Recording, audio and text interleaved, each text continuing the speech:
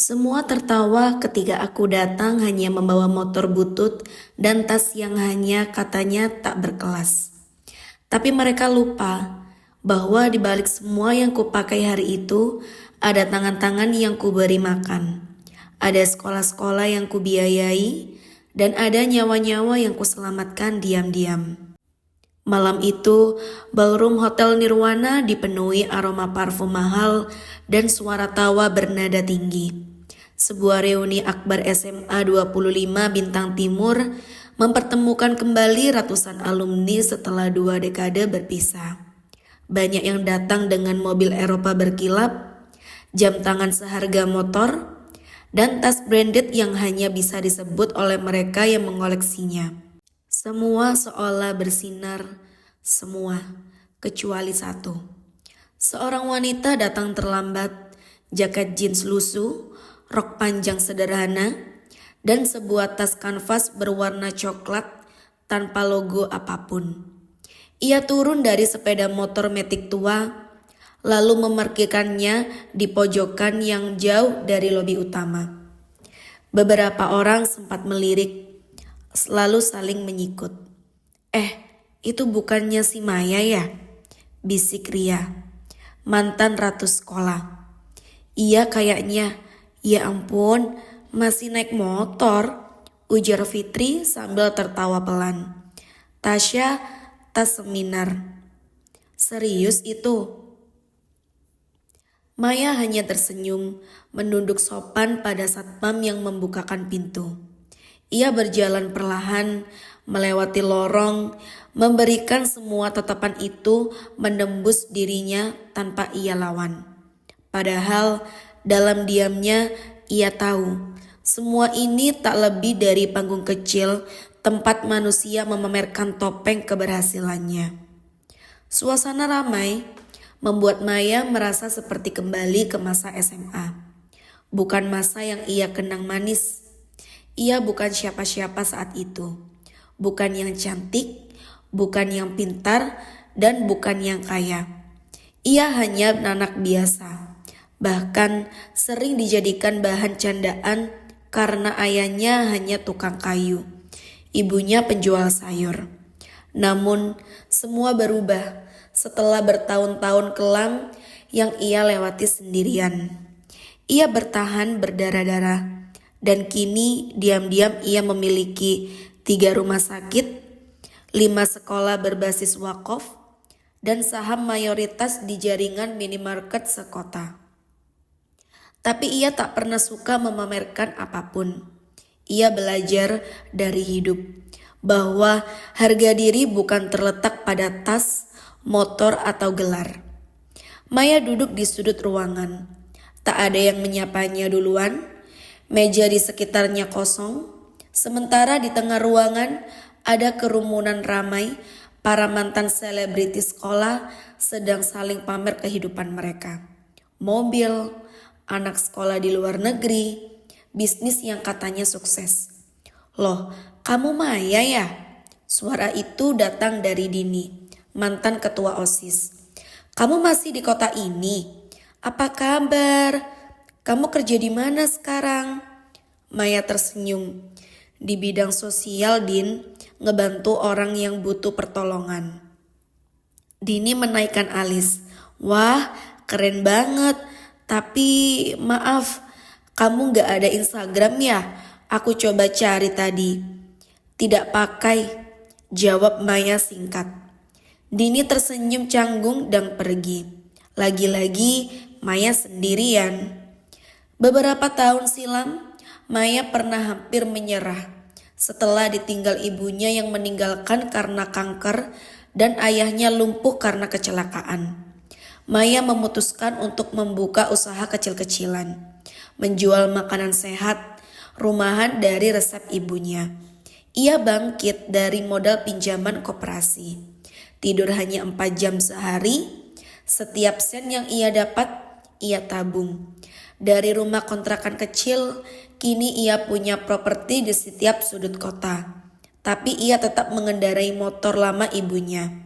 Ia tetap membawa tas kanvas ayahnya yang sudah dijahit berkali-kali.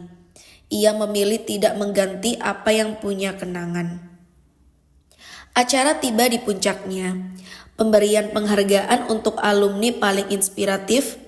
Semua menebak Rudy, pengusaha restoran yang suka pamer mobil sport, akan menang.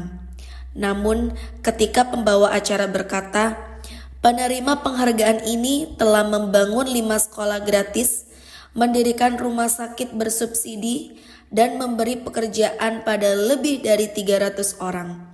Suasana mendadak hening, dan dia adalah Maya Rahayu.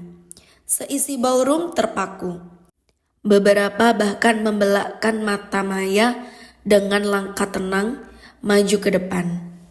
Maya berdiri di atas panggung. Saya datang ke sini bukan untuk dipuji. Bahkan saya tahu, saya ditertawakan ketika masuk tadi. Karena motor saya, karena tas saya. Tapi saya percaya, nilai seseorang tak ditentukan oleh barang yang ia bawa, tapi oleh manfaat yang ia tinggalkan. Tas ini milik ayah saya. Motor itu milik ibu saya. Mereka mengajarkan saya satu hal. Jangan pernah ukur harga seseorang dari kulit luarnya. Semua diam, bahkan Ria dan Fitri tak bisa mengangkat wajah. Setelah acara selesai, satu persatu mendekati Maya. Mereka minta maaf, mereka mengucapkan selamat, tapi Maya hanya tersenyum. Ia tak menaruh dendam, ia hanya memberi pelajaran bahwa terkadang yang rendah hati adalah yang paling tinggi nilainya. Esok harinya, berita berjudul "Wanita dengan Tas Kanvas yang Membuka Mata Kota Ini" menjadi viral. Orang-orang mencari tahu siapa Maya sebenarnya. Tak ada akun sosial media, tak ada jejak pamer, tapi kisahnya tersebar dari mulut ke mulut. Dan reuni itu menjadi momen yang membuka mata banyak orang tentang rendah hati, ketulusan, dan kekuatan dalam diam. Kisah ini mengajarkan bahwa kesombongan dan kebiasaan suka pamer hanyalah topeng rapuh untuk menutupi kekosongan hati dan ketidakpuasan diri. Tokoh utama yang awalnya merasa bangga memamerkan kekayaan dan pencapaian justru berakhir kehilangan segalanya. Harga diri, teman, bahkan kepercayaan orang-orang terdekat. Saat hidupnya jatuh, tak ada satupun dari orang yang dulu ia banggakan datang menolong. Justru mereka yang dulu ia remehkan, yang sederhana dan tulus, menjadi penyelamat dan pengingat tentang makna serendah hati. Jangan pernah merasa lebih tinggi dari orang lain. Karena harta atau penampilan, semua itu bisa hilang kapan saja. Yang abadi adalah kebaikan hati dan ketulusan sikap. Dan begitulah akhir dari kisah orang yang terlalu sibuk memamerkan hartanya hingga lupa pada kesederhanaan dan rasa syukur. Saat semua yang dibanggakan hilang satu persatu, ia akan sadar.